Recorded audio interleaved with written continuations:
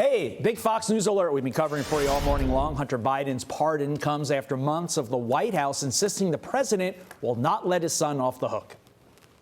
From a presidential perspective, is there any possibility that the president would end up pardoning his son?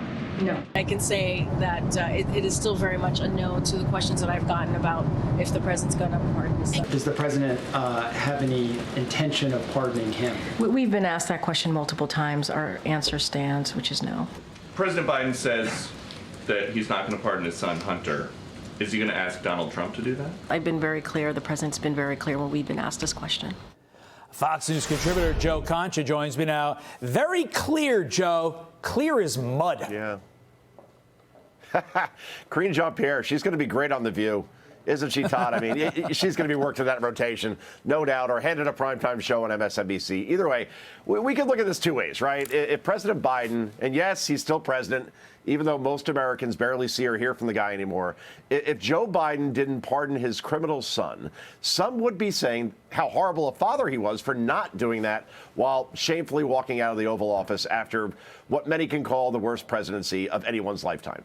On the other hand, if Joe didn't pardon Hunter, and yes, it's hard having the name Joe these days, then my bet is future President Trump would have, either in the name of unity or just to, troll Democrats and their many allies in the media into completely losing their minds again for doing so. Either way, entities from the New York Post to Fox News are vindicated here because we were told from 51 former intelligence officers back in October 2020, right before that election, that Hunter Biden's laptop was a product of Russian disinformation, and every media outlet outside of this one echoed that sentiment as if it were gospel, as if it were absolute fact. Twitter, run by Elon Musk, not run by Elon Musk, but Jack Dorsey, and Facebook, and that duplicitous phony, Mark Zuckerberg running it then and running it now, literally shut down accounts which said the laptop and its contents were real. This pardon now closes a chapter on one of the most sorry moments for our media and the deep state alike, and it cements Joe Biden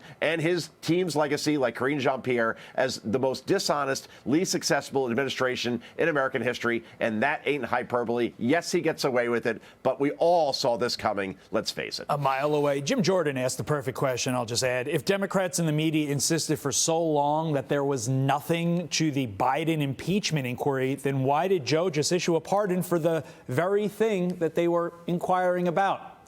That's a perfect question. Boom. We will leave it out there. Before we let you go, Trump's FBI director pick, Kash Patel, sending shockwaves through the media. Watch.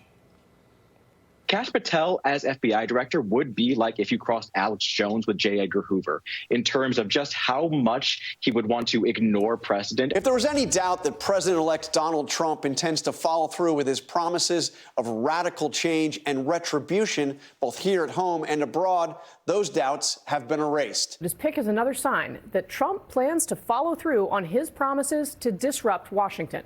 Joe, what do you make of the hyperventilating coming out of the deep state through their mouthpieces in the mainstream media?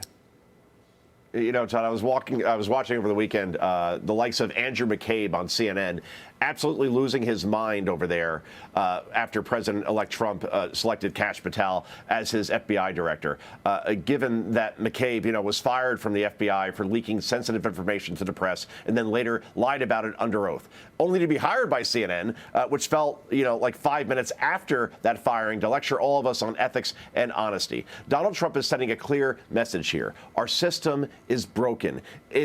It's still, I'm not saying like the rank and file are the ones that are politicizing the FBI. Of course not. They're doing the hard work to keep us safe. But let's face it, the FBI has now become weaponized, just like the DOJ is weaponized, just like the CIA is weaponized. I could go down the line.